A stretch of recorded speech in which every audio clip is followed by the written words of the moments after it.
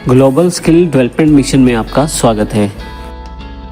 आज हम जानकारी लेंगे फॉर्म्स के बारे में। फॉर्म्स एक माध्यम है जिसके द्वारा आप अपने क्लाइंट से, यूजर से, अपने स्टूडेंट से जानकारी प्राप्त कर सकते हैं। इस जानकारी को एक फॉर्म में भर के प्राप्त किया जा सकता है और उसे सर्वर पे स्टोर कर दिया जाता है या आपकी मेल के साथ लिंक रहता है वो फॉर्म, और वो सारी जानकारी आपकी मेल पे आ जाती है। इस प्रकार आप किसी यूजर से यदि कुछ इनपुट प्राप्त करना चाहते हैं तो उसके लिए आप फॉर्म्स का इस्तेमाल कर सकते हैं। उदाहरण के तौर पे isstworld.com पर आपके पास यहाँ न्यू यूजर पे क्लिक करते ही एक फॉर्म अवेलेबल हो जाता है जिसमें आप रजिस्टर कर सकते हैं अपने आप को। इसमें आपके पास रिक्वायर्ड इंफॉर्मेशन मांगी गई है, जैसे यूजर नेम, पासवर्ड जो आप दे सकते हैं, first name, email ID, contact number, address, city, state इत्यादि। इसी तरह से कुछ ऑप्शनल इंफॉर्मेशन मांगी गई है जो नीचे की तरफ जानकारी दी गई है। फाइनली ये इंफॉर्मेशन भर के आपको एग्री एंड रजिस्टर करना है। ये सारा इंफॉर्मेशन ISST वर्ल्ड के सर्वर पे स्टोर हो जाएगा। तो इस प्रकार आप फॉर्म का प्रयोग अपने स्टूडेंट से, अपने यूजर से, अपने क्लाइंट से या मेंबर से डेटा प्राप्त करने के लिए कर सकते हैं। इस फॉर्म को HTML में किस प्रकार बनाया जाता है, आइए इसकी जानकारी हम आने वाले सेशन में लेंगे।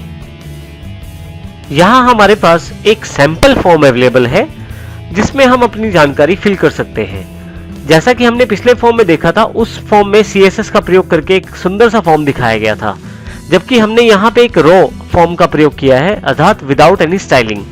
अब यदि यहाँ ध्यान दें तो आपके पास अलग अलग तरह के फील्ड है, अलग अलग तरह का डेटा इनपुट प्राप्त करने के लिए।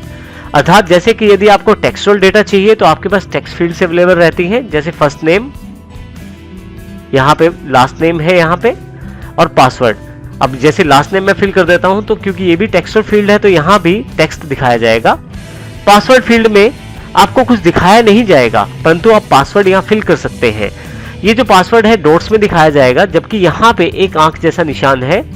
जैसे आप इसको क्लिक करेंगे तो ये पासवर्ड डिस्प्ले भी करेगा आपके पास। तो इस तरह से पासवर्ड प्राप्त करने के लिए आपके पास पासवर्ड की फील्ड रहती है, अर्थात नॉर्मल फील्ड से थोड़ी सी अलग रहती है। जैसे कि नॉर्मल फील्ड में हम टाइप कर रहे थे तो वो साथ साथ दिखाई दे रहा था, परंतु पासवर्ड फील्ड में टाइप करते हैं तो कुछ दिखाई नहीं देता।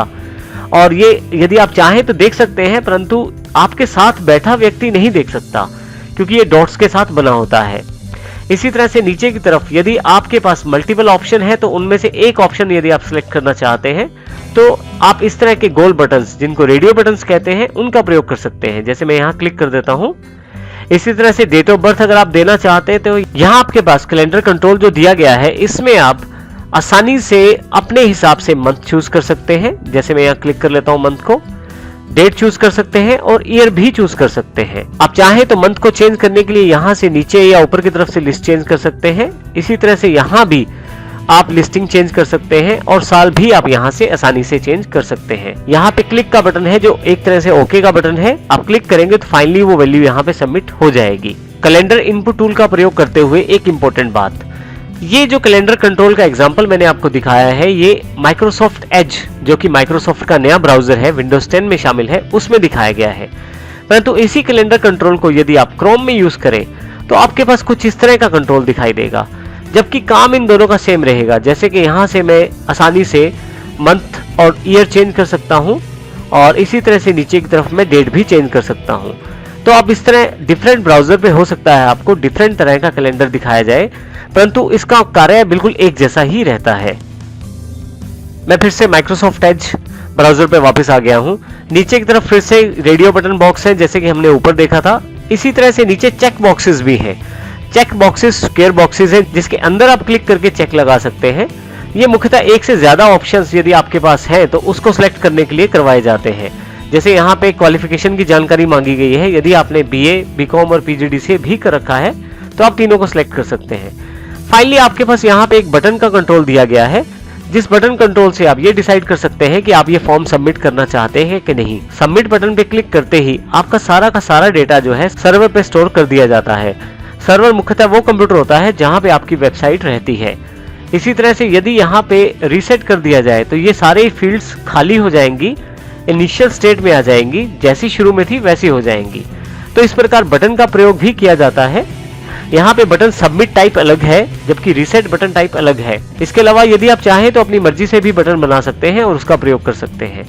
तो तो आइए अब हम प्रैक्टिकल रूप में आने वाले सेशन में देखेंगे कि किस प्रकार हम इन सभी टूल्स का प्रयोग करते हुए अपनी वेबसाइट में एक छोटा सा फॉर्म बनाएंगे और उसका प्रयोग करके देखेंगे।